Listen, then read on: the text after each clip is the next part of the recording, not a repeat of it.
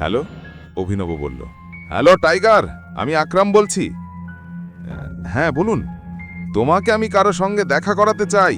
সে আমাদের মাফিয়া দুনিয়ার খুব বড় নাম, তোমার বাবার আর আমার ঘনিষ্ঠ বন্ধু বলরাজ।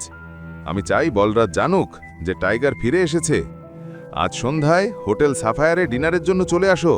আমি ঠিকানা পাঠাচ্ছি। বলরাজ নামটা শুনে অভিনব অবাক হয়ে গেল। সেই নাম আগেও শুনেছে। এই শহরে বলরাজ নামের মানুষকে সবাই চিনত, এমনকি শিশুরাও তার নাম শুনে ভয় পেত। তাই অভিনবেরও একটু ভয় লাগছিল। যার সঙ্গে দেখা করতে সে ভয় পাচ্ছিল, আসলে অভিনব হতে চলেছিল তারই নতুন বস। তুমি কি সত্যিই মনে করো আমার বলরাজজির সাথে দেখা করা উচিত? এখন অভিনব আকরামকে এটা জিজ্ঞেস করল। সে এখনো বলরাজ নামটা শুনে কাঁপছিল। আকরামও তার ঘাবড়ানি বুঝে গিয়েছিল। তখন সে হেসে বলল, বলরাজজি নয়, শুধু বলরাজ।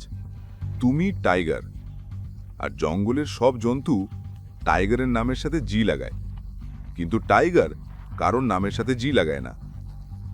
চলো, দেখা হবে সন্ধ্যায়।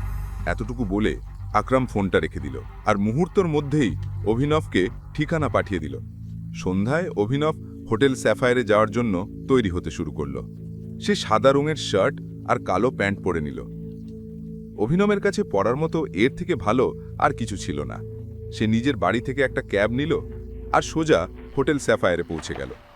যখন সে হোটেলটাকে বাইরে থেকে দেখল, তখন সে চেয়ে থাকল। এত বড় হোটেল সে আগে এত কাছে থেকে কখনো দেখেনি। আকরাম তাকে ভেতরে আসতে ইশারা করল।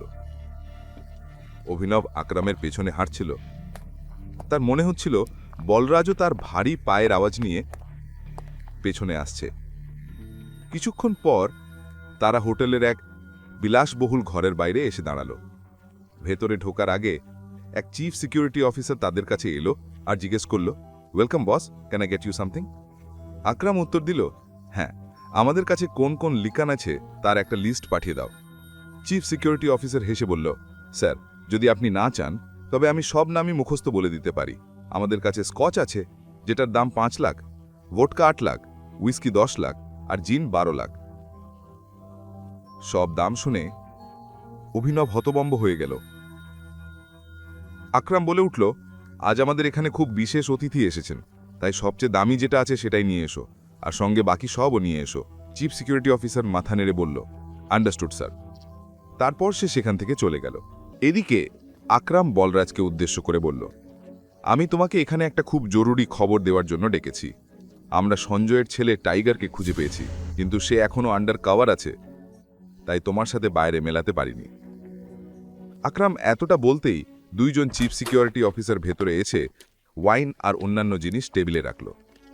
চিফ সিকিউরিটি অফিসার জিজ্ঞেস করল, এনিথিং এলস স্যার? আকরাম মাথা নেড়ে বলল, না। তারপর তাদের চলে যেতে ইশারা করল।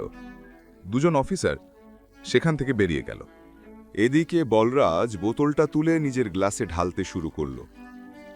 বোতলটা নামিয়ে রেখে একবার অভিনবের দিকে তাকালো আর বলল, তাহলে এটাই আমাদের টাইগার? বলরাজ বলল আর গ্লাস ঠোঁটে লাগালো। গ্লাসের ভেতর থেকে তীক্ষ্ণ দৃষ্টিতে অভিনবকে দেখছিল। একরম বলল, হ্যাঁ, এটাই আমাদের টাইগার। আমি চাইছিলাম সে আমাদের টিমের বড় বড় সদস্যদের সাথে দেখা করুক। একবার সবাইকে দেখার পর যেভাবে এগোনো দরকার সেইভাবে আমাদের টিমকে টাইগারই লিড করবে। বলরাজ হেসে বলল, সো একরম, কিন্তু আমার একটু হাসি পাচ্ছে। মাফ করো বন্ধু, তবে সব কথা তুমিই বলছো। আমাদের টাইগার কি গঙ্গা নাকি?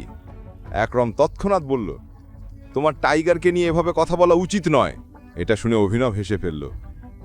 অভিনব হেসে বলল, আমাকে তোমার কথা বলা ভালো লেগেছে। তুমি বস হতে পারো, কিন্তু ভুলে যেও না তুমি কার সামনে বসে আছো। আমি টাইগার, আর আমি বোবা নই। আমি এসেছি আমার গদি নিতে। শুধু একরমের প্রশংসায় কাজ চলবে না বন্ধু। আমি আশা করিনি তুমি এভাবে বলবে। তুমি বলছো প্রমাণ দিতে হবে। ঠিক আছে, আমি তোমাকে চ্যালেঞ্জ দিচ্ছি। এটা শুনে একরমের কান খাড়া হয়ে গেল। সে জানতো বলরাজ এবার কি করবে। বলরাজ কঠিন স্বরে বলল, যদি হারো তবে ভুলে যেও তুমি টাইগার, আমাদের কাছ থেকে কিছু টাকা নিয়ে গুরগাঁও থেকে যত দূরে সম্ভব গিয়ে সেটেল হয়ে যেও। একরম ঘাবড়ে গিয়ে বলল, না বলরাজ, এটা ঠিক হচ্ছে না। বলরাজ উত্তর পাওয়ার জন্য অভিনবের দিকে তাকালো। একরম অভিনবের দিকে তাকিয়ে মাথা নেড়ে দিল।